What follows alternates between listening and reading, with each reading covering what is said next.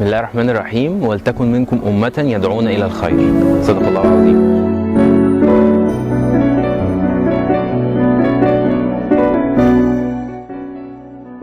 احنا شباب من جمعية حياتي، هدفنا ورؤيتنا ان شاء الله ان احنا تنمية المناطق العشوائية بالاسكندرية وتحويل الفرد من حالة الاحتياج الى حالة الانتاج.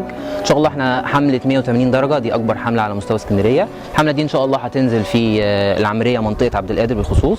هنشتغل على كذا حتة في يعني كذا ملف، زي التعليم، زي التوعية، زي الصحة، زي البيئة. ان شاء الله حملة 180 درجة باذن الله هتبقى من اكبر الحملات على مستوى اسكندرية. ان شاء الله مش هتكمل الا بيكم.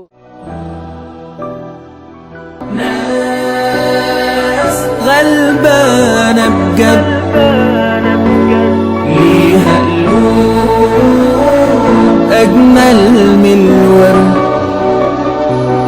رغم الجوع ورغم الفقر ما بتشكيش وتمد اليد. أغنى الناس وبعزة النفس، مش بالمال وأجمل لبس.